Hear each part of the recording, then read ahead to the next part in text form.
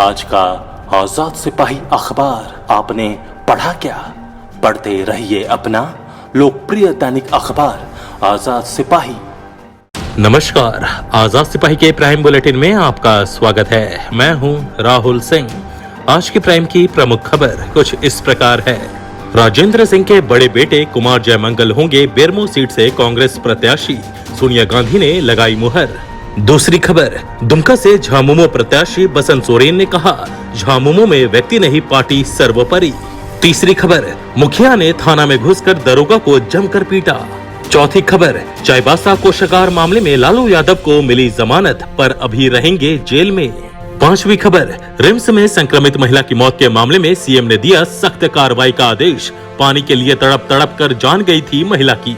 छठी खबर, प्रभात कुमार सिंह ने सहकारी बैंक निदेशक परिषद से दिया इस्तीफा, अध्यक्ष को पत्र लिखकर बताई अपनी पीड़ा। सातवीं खबर, भीमा कोरेगांव मामले में एनआईए की बड़ी कार्रवाई, स्टेन स्वामी समेत 8 के खिलाफ चार्जशीट दायर, रांची में विरोध प्रदर्शन।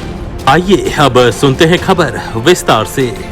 बेरमो विधानसभा सीट से महागठबंधन की ओर से दिवंगत राजेंद्र सिंह के बड़े बेटे कुमार जयमंगल सिंह उर्फ अनूप सिंह प्रत्याशी होंगे।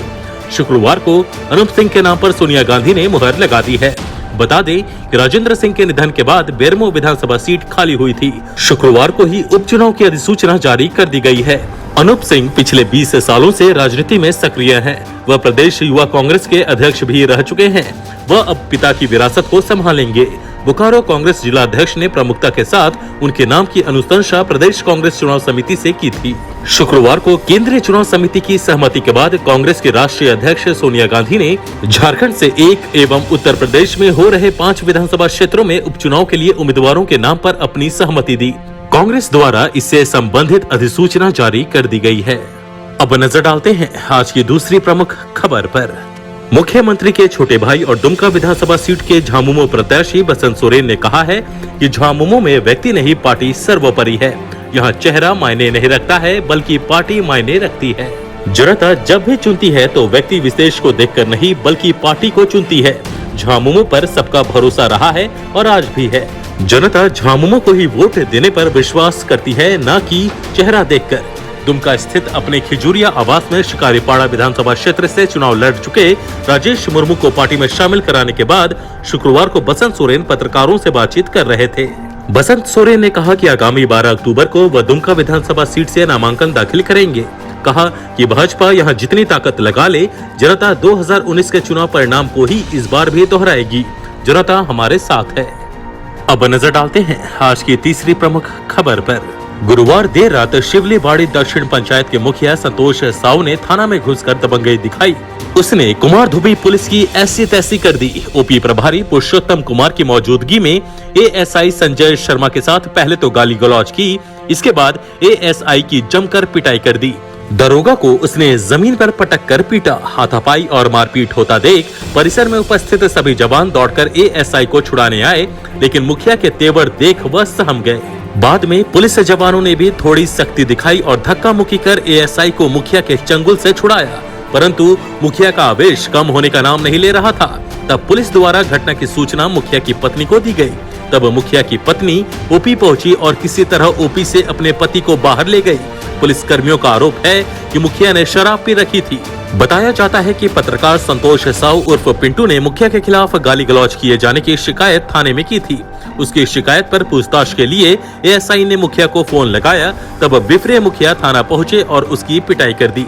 हालांकि बाद में पूछे जाने पर मुखिया ने सारे आरोपों को गलत बताते हुए कहा कि वह प्रशासन की काफी इज्जत करते हैं। अब नजर डालते हैं आज की चौथी प्रमुख खबर पर। चाईबासा कोषागार से जुड़े चारा घोटाला के मामले में सजायाफ्ता लालू प्रसाद को झारखंड हाईकोर्ट से बड़ी राहत मिली है। हाईकोर्ट के न्यायमूर्ति अपरेश कुमार सिंह की अदालत ने लालू प्रसाद को जमानत प्रदान कर दी। हालांकि चारा घोटाले के दुमका कोषागार मामले में भी वह सजायाफ्ता हैं। इसमें उन्हें अभी तक जमानत नहीं मिली है, इसलिए लालू प्रसाद अभी जेल से बाहर नहीं आ सकेंगे। कोर्ट ने रिम्स चिकित्सकों से लालू प्रसाद के स्वास्थ्य से संबंधित रिपोर्ट मांगी है।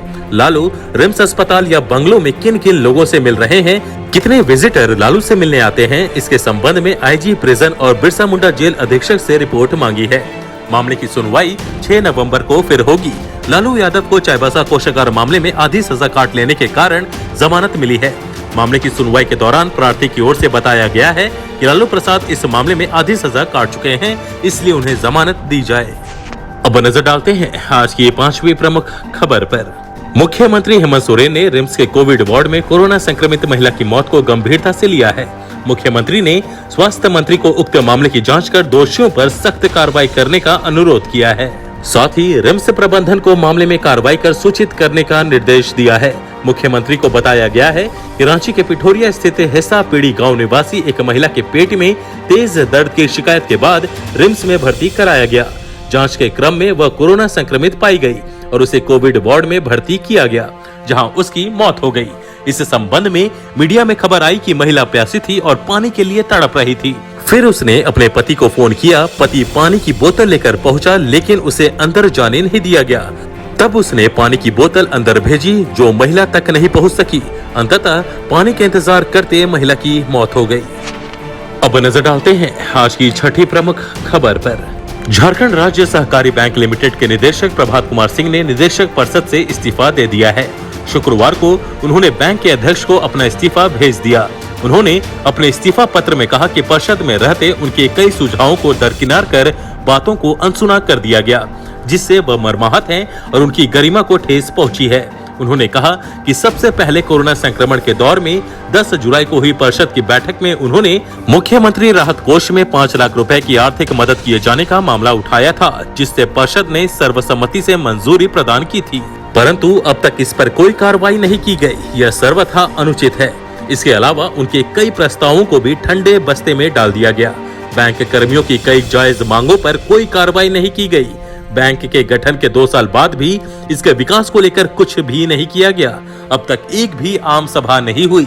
इसके अलावा कई और गंभीर विषय हैं। ऐसे में निदेशक मंडल पर ही प्रश्न चिन्ह खड़े हो गए हैं। जब बैंक और कृषक हित में काम कर पाना संभव नहीं है, तब ऐसे निदेशक परिषद में रहने का कोई औचित्य नहीं है। ऐसे में वह अपनी इच्छा से निदेशक परिषद की सदस्यता से इस्तीफा दे रहे हैं। अब नजर डालते हैं आज की 7वीं प्रमुख खबर पर। भीमा कोरेगांव मामले में एनआईए ने शुक्रवार को 8 लोगों के खिलाफ चार्जशीट दायर की है। इनमें फादर स्टेन स्वामी के अलावा आनंद तेल तुंबड़े, गौतम नवलखा, हनी बाबू, सागर गोरखे, रमेश गायक, ज्योति जगताप और मिलिंद तेल तुंबड़े का नाम शामिल है। बता दें कि इससे पहले एनआईए ने रांची के रहने वाले 83 वर्षीय मानवाधिकार कार्यकर्ता फादर स्टेन स्वामी को गुरुवार को गिरफ्तार किया था। इधर फादर स्टेन स्वामी की गिरफ्तारी का सामाजिक कार्यकर्ताओं ने शुक्रवार को विरोध किया। अल्बर्टेका चौक पर विभिन्न संगठनों से जुड़े लोगों ने मानव श्रृंखला बनाई और फादर स्टेन स्वामी का समर्थन का ऐलान किया। उन्होंने कहा कि स्टेन स्वामी की गिरफ्तारी मानवाधिकारों और लोकतांत्रिक मूल्यों का उल्लंघन है। आज के आजाद सिपाही के प्राइम बुलेटिन में बस इतना ही। देश विदेश की तमाम बड़ी खबरों के लिए आप पढ़ते रहिए अपना लोकप्रिय दैनिक अखबार आजाद सिपाही। और हाँ, आप हमारे इस YouTube चैनल को जरूर सब्सक्राइब करें। धन्यवाद।